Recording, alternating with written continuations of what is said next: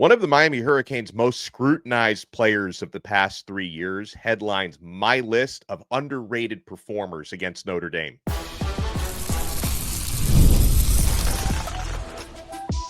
You are Locked On Canes, your daily podcast on the Miami Hurricanes, part of the Locked On Podcast Network, your team every day. I am Alex Donno, University of Miami alumnus, co-host of Locked On ACC and host of Postgame on the Miami Hurricanes radio network. And thank you so much to the everydayers for making Locked On Canes your first listen. We're available free wherever you get your podcasts. We're free on YouTube. We're part of the Locked On Podcast Network, your team every day. Today's episode is brought to you by Mazda. Just like there's more to every player, more dedication, more attention to detail, there's more to a Mazda vehicle. Stay tuned later in this episode for highlights in this week's Moving the Game Forward, Mazda, Move and Be Moved. On this loaded episode, I'll give you some players I'm really going to be watching against Bethune-Cookman. I think a lot of guys are going to get into the game this week. We'll talk about the massive TV draw that Miami versus Notre Dame turned out to be and what that means for the Canes moving forward, not only for everyone's enthusiasm, but get some extra revenue in Miami's pockets. Let's go.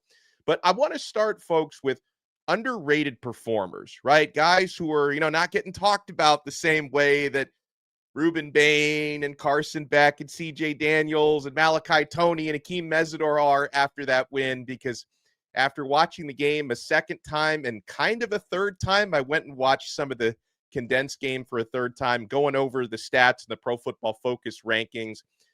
There's a handful of players to me that deserve a lot more love than they're getting. And the guy that I start with, when you talk about scrutiny, Samson Okunlola, the pancake honcho on Miami's offensive line.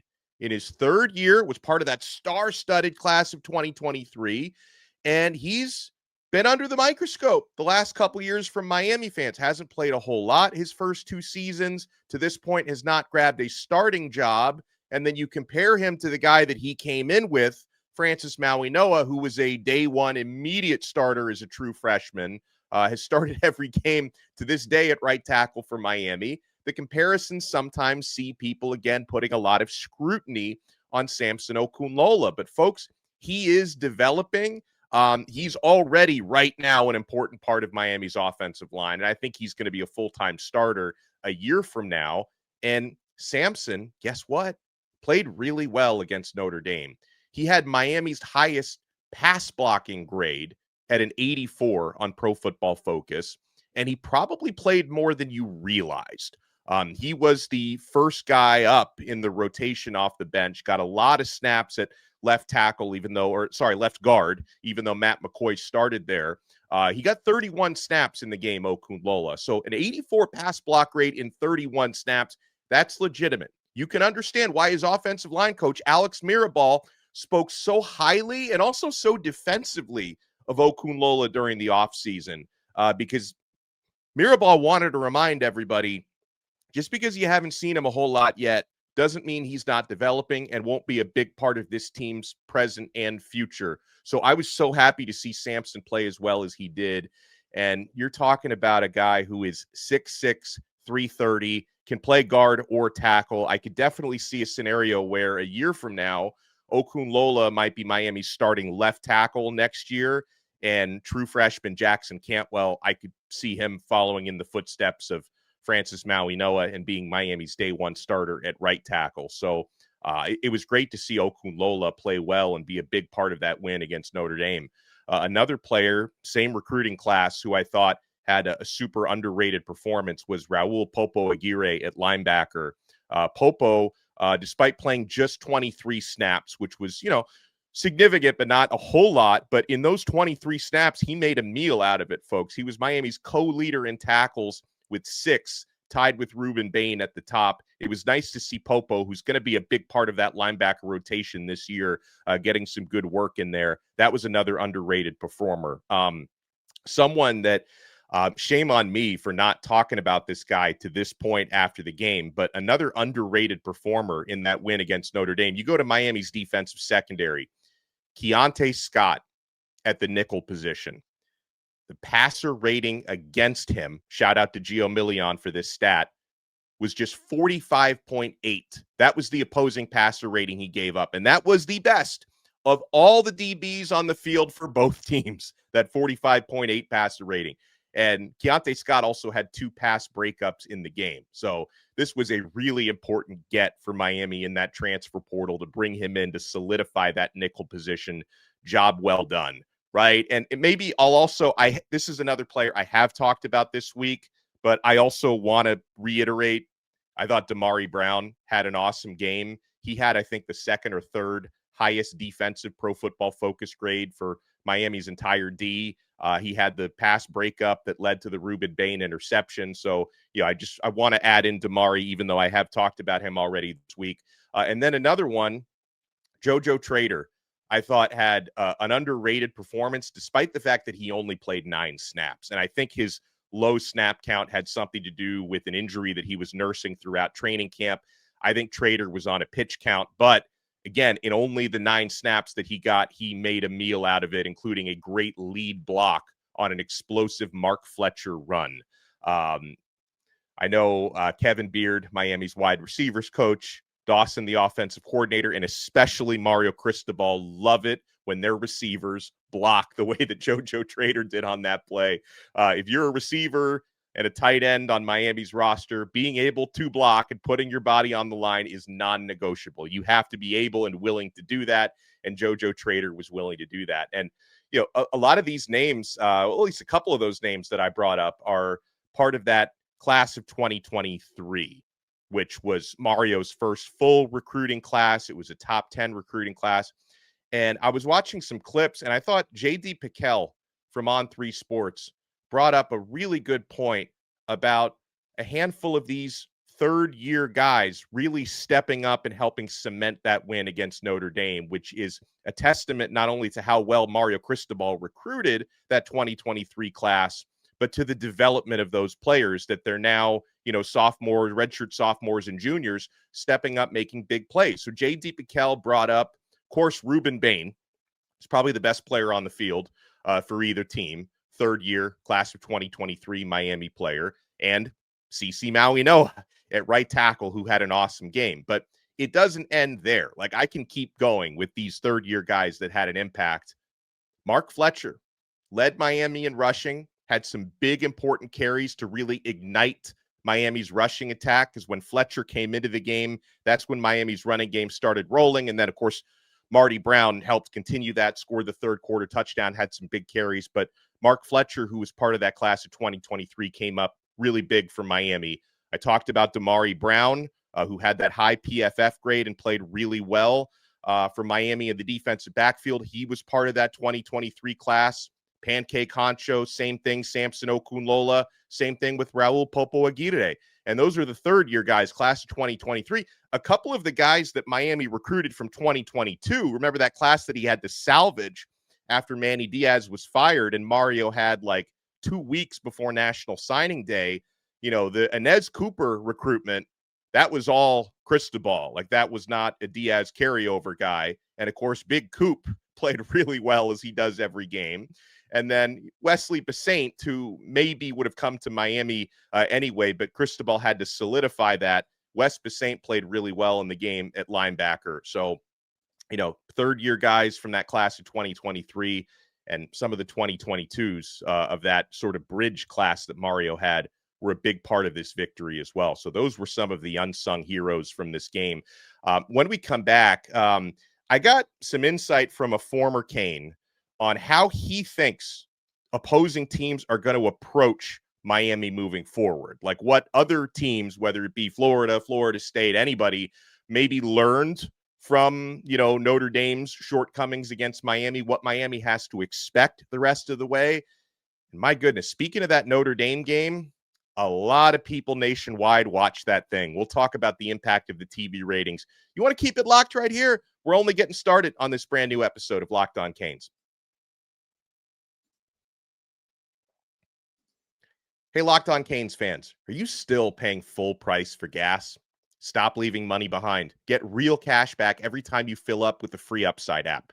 Simply download the free Upside app in the App Store or Google Play right now and start earning cash at the pump today. Use my limited time promo code FOOTBALL and get an extra 25 cents back per gallon on your first fill up. You can make up to $300 a year just from buying the gas you already needed. At first, I thought it was too good to be true, but it's really legit. Real people are getting paid just to make their daily commutes, and you can too. Plus, you can cash out anytime to your bank account, PayPal, or even an e-gift card for Amazon and other brands. Don't miss this offer. Don't let it drive by. Download the free Upside app now using my limited time promo code FOOTBALL for a limited time 25 cent per gallon bonus. That's promo code FOOTBALL. Offers vary by user and location. Go to upside.com for terms and conditions. Folks, this is Mazda's Moving the Game Forward. Brought to you by those who believe it's not just about playing the game, it's about redefining it. Because these moments do more than win. They push what's possible. They remind us to go that extra yard, shift into that extra gear, and keep moving the game forward. Folks, the clutch play to me, and there were a handful of them, but one of those clutch plays on the offensive side that defined that game was that catch. You know the one by CJ Daniels, which was the Sports Center top play afterwards. That touchdown that Daniels caught put Miami ahead 14-7 and set the tone for that middle eight, where Miami then got the ball to start the third quarter and scored again. That was a massive, massive play. And going for it no matter what, or even a post-game interview, folks, that's what keeps fans and players alike moving forward, always chasing the next great moment. When you follow what moves you, the unexpected is only the beginning. And just like there's more to every highlight, there's more to a Mazda vehicle. Mazda, move and be moved. Thank you for making Locked On Canes your first listen. For your next listen, be sure to check out Locked On ACC. Kenton Gibbs from Locked On Wolfpack and I talk about all the big football matchups, all the big results, all the big games coming up.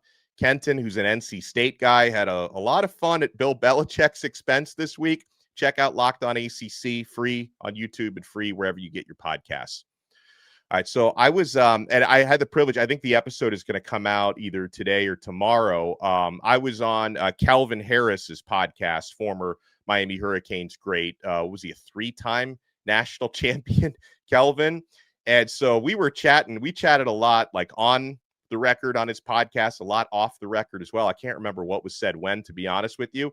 But he brought up to me good points on, you know, the way opponents are going to approach Miami, especially knowing Miami's got at least two pass rushers, and I think more than this, but at least two that are virtually unblockable, right? You saw what Ruben Hurricane Bain and Akeem Mesidor did to Notre Dame's highly touted offensive line. I mean, Anthony Knapp, the starting left tackle, is considered to be a really good player, and he had a 10.5 out of 100 Pro Football Focus rating.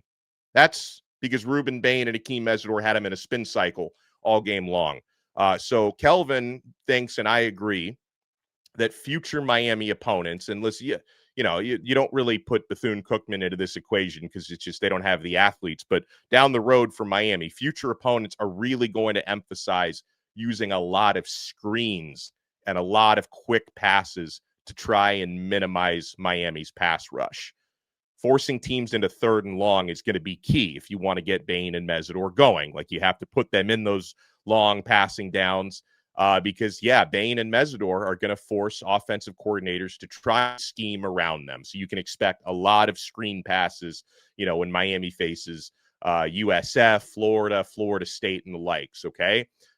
Kelvin also told me that he expects, specifically from the Gators, because he's been watching their personnel, he thinks that Florida is really going to try to bracket Malachi Toney, but he thinks that can open things up for other receivers on the perimeter, right? Maybe that can be, a big game for JoJo Trader, a big game for Josh Moore, who got his feet wet a little bit in the Notre Dame game, got some reps and a couple catches, which was good. Keelan Marion on the outside, CJ Daniels, obviously, but that, defenses are really going to try to key in now on Malachi Toney after what he showed. So those are a couple things to watch out for when, Miami starts facing big-time opponents again this year. And the schedule's not easy. Now, we were on the edge of our seats Sunday night, whether you were literally on the edge of your seat at Hard Rock Stadium or you were watching the game at home. And turns out a lot of people watched the game from home. The TV rating was awesome. So Miami beating Notre Dame averaged 10.8 million viewers on ABC. The game peaked at 11.8. So for reference, it was ABC's second best Sunday opener on record. I think they do the Sunday games every single year. This was the second best on record, trailing only Notre Dame versus Texas in 2016, which was a thriller. So, and obviously, listen, I'm not giving all the credit to Miami because we know Notre Dame is a big time draw. It's, why the ACC moving forward is going to have Notre Dame play 2 out of the 3 of Miami, Clemson, and Florida State every single year to maximize the TV ratings that Notre Dame brings. So I'm not giving all the credit to Miami, but we know Miami is also a really big draw in their own right. And the fact that Miami won that game, dominated that game, controlled the line of scrimmage means 11.8 million people, plus the people that were in the stadium, 66,000+, saw what this Miami Hurricanes team is all about. They saw what this Miami team is capable of. And even those who didn't watch the game live, the ESPN 20-minute highlight reel from the game has like 1.5 million viewers on YouTube. So a ton of people checked out what Miami had to offer. And so it not only is it cool to be in a big national TV spotlight and people see Miami win the biggest game they've won under Mario Cristobal so far, but don't forget the ACC's new revenue formula. They include performance on television. The teams that get the biggest TV ratings get a bigger piece of the pie when it comes to the ACC revenue. So you want to stock up as many big-time viewership games like this as possible. And, obviously the teams that pull in the biggest ratings in the ACC in no particular order, Florida State, Miami, Clemson, are going to benefit most from this. But yeah, keep banking games like this where 10+ million people watch you on television, and this is going to help you. I know everyone wishes we were in a bigger, better conference than the ACC, but if you want to maximize the revenue you make within this conference, going out there, winning big games on national TV, that is the way to do it. Okay, so I've been thinking more and more about this, and we'll still have a Friday episode and maybe even a Saturday morning episode. But with the opportunity that Miami has this Saturday against a FCS opponent to get a lot of players on the field, right? I expect probably more than 80 different players, 70. There's going to be a lot of players who see the field this Saturday. So I'll give you like 7 players for today that I really want to see this Saturday. And feel free to leave me some comments below and let me know who you want to see on the field on Saturday. A couple of wide receivers who are in their 3rd year, who just haven't really had the opportunity to break out yet. Chance Robinson and Nye Carr, and both performed well in fall camp. And I think that they're both listed. They were listed as 3rd teamers on the opening Miami depth chart. And, Miami didn't go that deep as I expected. They didn't go that deep in the receiver rotation against Notre Dame. I think they'll go much deeper moving forward, especially in a game like this. So I want to see Chance Robinson and Nye Carr, when they are in the game. I'm not sure which quarterback they'll be catching passes from, but I want to see them get that opportunity to show how much they're developing and growing, because both of them performed well in the spring. Of course, another receiver that I'm looking forward to watching who did get some playing time against Notre Dame and had a couple of catches, but true freshman Josh Moore. Malachi Toney, he was the guy who got the spotlight on Sunday with a breakout game at 17 years old. But I want to remind you, fellow true freshman Josh Moore was like almost as good in practice, if not as good some days as Malachi was. And Moore, he's that big target at 6'4", 215 pounds as a true freshman. Looking forward to seeing him probably get more work this week. And yeah, as you get deeper into some of the rotations, I'd like to see on offense and defense the Armwood High School duo, Gerard Pringle at running back. I would imagine both Chris Wheatley-Humphrey, who I also want to see. Side note, folks, I would love to see Chris Wheatley-Humphrey with his speed bust out like a 70, 80-yard touchdown. Just get into space, turn on the afterburners, and, same thing, with Jordan Lyle if he plays. Miami's quicker backs. But Gerard Pringle, the true freshman from Armwood, who's a complete running back, I would like to see him get some playing time. I think there's a chance Miami could have the luxury of going 5 deep at running back in this game. I hope they do anyway. And Kellen Wiley Jr. at linebacker. I think he's going to be, for the most part this season, part of like a 5-man linebacker rotation this year. I don't think we saw him against Notre Dame. I think we'll see a lot of him this week. So Kellen Wiley, and you talk about mature size for a true freshman. He's like 245 pounds, this young man. So I want to see Kellen Wiley Jr. out there. If we do get 3 quarterbacks in, which, is, if I can be so greedy to think that's a possibility, because obviously we don't want to see Carson Beck in this game for more than a half, if even that. Hopefully Miami gets a few quick scores. You can start rotating. I'm sure we'll see a lot of Emory Williams, who I talked about yesterday. I want to see him look sharp out there. I'd like to get Luke Nickel and maybe even Judd Anderson into the game. But I know Luke, the true freshman, who, had some good moments, has had some good moments in practice, and the game is slowing down for him. He might be Miami's future starting quarterback. So I'd like to see Nickel get in the game. And then I'm thinking about somebody else on the defensive line because, looking through the snap counts, Miami only used 3 true defensive tackles against Notre Dame. There was some rotation with the speed package, like Armando Blunt moving inside, but Miami only used the 3 true defensive tackles, Ahmad Moten, Justin Scott, and David Blay, and they all played really well, by the way. So in this game, I want to see Dante Simpson, true freshman who had a really good camp. I would like to see Artavius Jones, the juggernaut, and I would also like to see some Dalen Russell, a second-year defensive tackle who had some good performances during practice. So I want to see the defensive tackle rotation get deeper, and same thing for defensive end. I mean, I'm sure we'll probably get some Booker Pickett Jr. in this game. He's someone I don't talk about enough. I think he's got a really bright future at Miami. So we'll see how deep that defensive line rotation goes. And I want to answer a few questions from the Locked On Canes insiders when we come back, including after watching a lot of different teams play week 1, including, most of Miami's opponents this year. Now, some of Miami's future opponents played like meaningless games. Others actually played against legit teams. So how have my opinions on the schedule changed after opening weekend? You want to keep it locked right here. We're not done yet on this brand new episode of Locked On Canes. Folks, it's almost the weekend. It's time to look back and crown this week's MVP on Who Delivered, powered by DoorDash. Just like you can win every Saturday with DoorDash streaks, saving more every time you order, these players delivered when it mattered most. Let's break it down. For your Miami Hurricanes, Ruben Hurricane Bain. He delivered in a big way, provided an interception that you may not win that game without, set up a Miami field goal. They won the game by 3. And boy, did Ruben Bain, along with Akeem Mesidor, provide those big-time sacks and stops with the game on the line when Notre Dame had the ball. When the pressure was on, Bain came through, no hesitation, no delay. And of course, if you've been watching week after week, this performance wasn't a fluke. Bain is going to be on a streak this year. And just like Ruben Bain delivered for the Miami Hurricanes, DoorDash delivers your Saturdays with DoorDash streaks. You can save every Saturday you order. Stack it up all season, and you could save up to $250, including $100 in DoorDash credits. Order this Saturday. Keep the streak alive. Fuel your game day only with DoorDash. Terms apply. Promo period is through November 18th.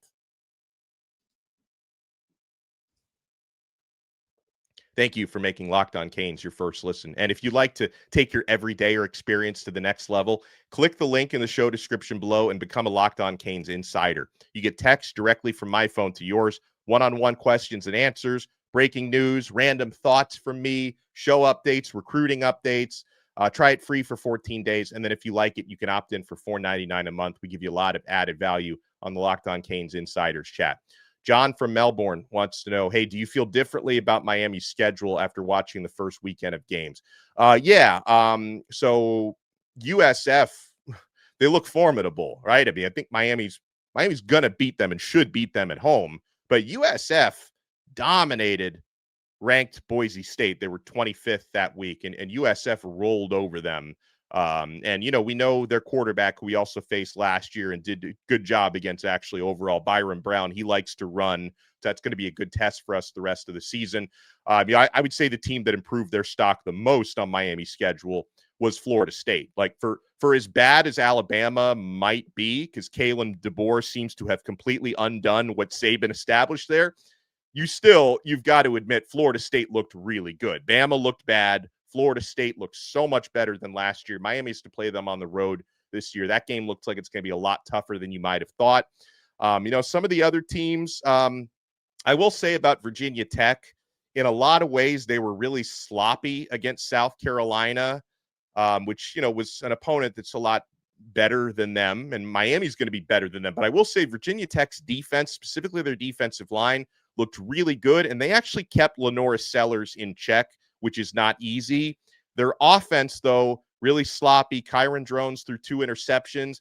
Their special teams are really bad, which is like kind of embarrassing to that Beamer ball legacy there. But Virginia Tech, like their defense specifically showed me something against South Carolina, and Miami almost lost to them last year. And we go to Blacksburg this year. I just hope they don't make that a night game, because that makes a big difference. So we'll see what happens there. Otherwise, I was watching a little bit of SMU, who was playing, East Texas A&M, but SMU didn't look that great. They're going to play Baylor this week, though, so that's going to give us a better idea of who SMU is. But, yeah, those are some of my thoughts on the schedule. The big takeaways for me are USF is going to be tougher than you might have thought, and Florida State in Tallahassee, it's going to be a big boy football game. As far as Florida, didn't learn a whole lot of them. They went against Long Island Ice-T University 55-0, but I didn't even know Long Island had a football team until 2 days before that game. So we'll find Florida's going to play USF and LSU before they play Miami. So we'll learn a lot more about Florida in the future. We get a good question on recruiting from Andrew in Pennsylvania, who says, hey, who's the most important remaining 2026 recruit we are after? Not named Derek Cooper or James Johnson, he says. All right, so if you're going to take those two out of the equation, I would say, and most of these guys are flip targets, I would say Georgia committed defensive back Justice Fitzpatrick, because in my eyes, you can never have too many elite DBs, and I think he can be elite, cornerback or safety. Brian Smith told me that Fitzpatrick can be an excellent safety at the college level, which may be Miami's bigger need, if they can flip him from this class. And probably doesn't hurt with Justice, who, does play in South Florida, St. Thomas, but his brother Minka is back in South Florida, traded back to the Miami Dolphins. So that can't hurt our cause as well. But of course, listen, the real answer to your question was one of the names that you put in there. And I would say it's James J.J. Johnson. I think he's the most important recruit on Miami's board in this class. Now, he is committed to Texas, of course, but 5-star defensive tackles do not grow on trees. They are hard to come by. And for that reason, I would prioritize JJ even over a Derek Cooper, because it's just, Cooper's a special player, but it's easier to find good, great, serviceable running backs than it is defensive tackles. And on a side note, by the way, Gabby Urrutia at Inside the U, shout out to him. He thinks the ship may have sailed on Cooper. The Cooper's going to be solid to Texas, but he does think Miami is still in the mix to flip defensive tackle J.J. Johnson. And hopefully Johnson was really impressed by the impact that Miami's defensive line had against Notre Dame. Also, I don't know how great our chances are, but I would love Miami to keep pushing with 5-star edge Anthony Tank Jones, who was a surprise visitor. Maybe the staff was, but I wasn't expecting Jones to be at the game. He's committed to Oregon. He will be in Eugene this weekend to watch Oregon play. But seems like Miami might be turning on the heat for Jones, and he could, I don't know. Again, he may stick with Oregon, but I'd like to see Miami make a push there. And, everyone's talking about Calvin Russell, 5-star receiver, committed to Syracuse, oddly enough, out of Miami Northwestern. Now, we all saw Russell in Miami's locker room celebrating with his good friend Malachi Toney, wearing a Malachi Toney t-shirt. So I really wonder if Miami can seal the deal and flip Russell from Syracuse. He can play at home. He can stay with his good buddy Malachi. And he also saw that Miami is willing to feature true freshman receivers if they earn it the way Malachi Toney did. Now, I saw my guy Peter Ariz at Canes Insight had a note about Calvin Russell. He says that, Russell may have felt that Miami wasn't like prioritizing him as much as Syracuse was. It's part of why he committed to Syracuse, but that might be changing now. He also notes, as we've talked about on this show a number of times, I'm not sure if Russell is convinced that the basketball offer from Miami, from Jay Lucas, is as serious as the Syracuse offer is. I can't speak for Jay Lucas on what his actual plans would be for Russell on the basketball team, but that's going to be something that's close to his mind, because apparently Calvin Russell, like, he's really serious about wanting to play football and basketball, and that's not just like something he's talking about. It's something that he really wants to do. So keep that in mind. Funny question from Gilbert, who says, hey, I read that Carson Beck's sister was at the game supporting her brother, but there wasn't any broadcast footage of her in the crowd. Meanwhile, ESPN kept showing CJ Carr's mom over and over in the fourth quarter. Why did we never see Beck's sister on screen if she was there? Isn't that kind of an unbalanced coverage? Well, listen, when it's Miami going up against Notre Dame, who is, the media darling, protected blue blood of all blue bloods, do you expect balanced coverage? I didn't. I don't.